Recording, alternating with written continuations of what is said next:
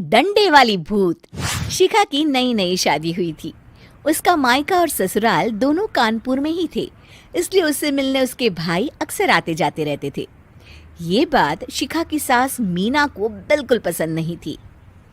Mummy जी, आज राहुल भैया आ रहे हैं। कौन? तेरे चाचा का लड़का? जी मम्मी जी। अरे पर वो तो दिल्ली में रहता है ना? हाँ मम्मी जी, उन्हें कल सुबह दिल्ली के लिए निकलना है, तो वो आज मुझसे मिलते हुए कल सुबह यहीं से निकल जाएंगे।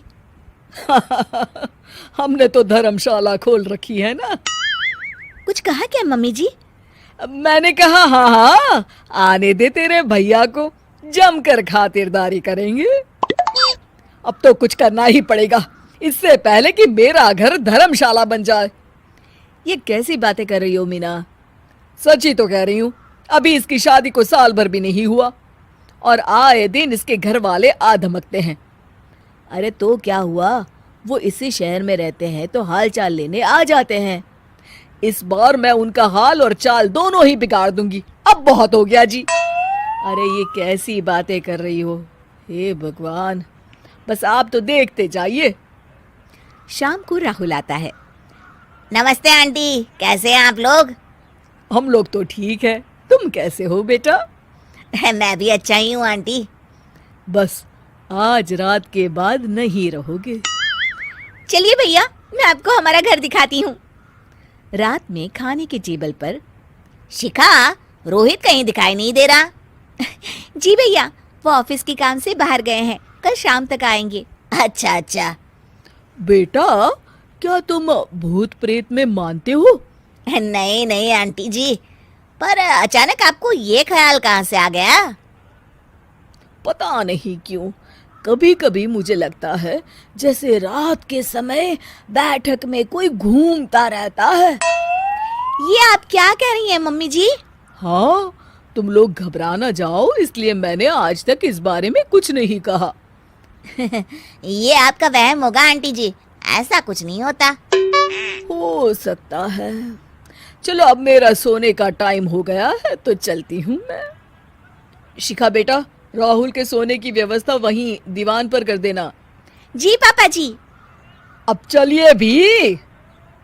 अच्छा, तो बैठक में सोने वाले हैं साहबजादे।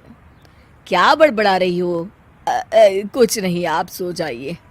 मीना और महेश के सोने के बाद शिखा और राहुल आपस में बात कर रहे होते हैं, तभी डोरबेल बजती है। अरे आप!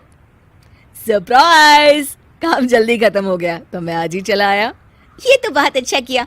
देखिए राहुल भैया भी आए हुए हैं, आप दोनों का मिलना भी हो जाएगा।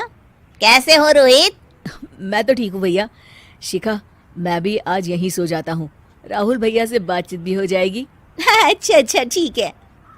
मीना आधी रात को उठती है, कंबल मुंह से पैर तक ओढ़ के डंडा लेके बैठक में आती है और देखती है दीवान पर चादर ओढ़े कोई लेटा हुआ है। देखो तो कैसे मजे से सो रहा है बहन के ससुराल में। मीना ताबड़तोड़ 4-5 डंडे मार देती है। अरे मर गया, अरे बचाओ बचाओ, कौन है? मीना जल्दी से अपने कमरे में भाग जाती है। हे भगवान, ये मैंने क्या किया? ये रोहित कहाँ से आ गया? लगता है ये नालायक राहुल मेहमानों वाले कमरे में सो गया होगा। आज तो इसकी खैर नहीं। उधर बैठक में, अरे क्या हुआ रोहित? मैं बाथरूम में था, तुम्हारे चिल्लाने की आवाज सुनी। पता है भैया, मैं सो रहा था, अचानक से कोई आकर मुझे डंडे मारने लगा। ये क्या कह रहे हो? लगता है तुम भी आंटी की तरह भूत प्रेत में मानते हो। नहीं नहीं भैया, सच में कोई आया था। मैं तो जा रहा हूँ मेहमानों वाले कमरे में सोने के लिए। इस समय अपने रूम में जाऊंगा तो शिखा की नींद खराब हो जाएगी। ठीक है भाई, जाओ तुम, जहाँ तुम्हारा भूत डंडा लेके ना आ सके। थोड़ी देर बाद मीना कंबल ओढ़ के डंडा लेकर मेहमानों वाले कमरे में पहुंच जाती है। वो बिस्तर पर सोए रोहित को फिर डंडों से मारने लगती है।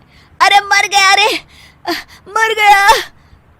तू भूत प्रेत में नहीं मानता ना? ये ले, अब डंडे खा। हैं? ये तो माँ की आवाज है। रोहित कंबल खींच देता है। बेटा तू! अरे ये क्या कर रही हो माँ?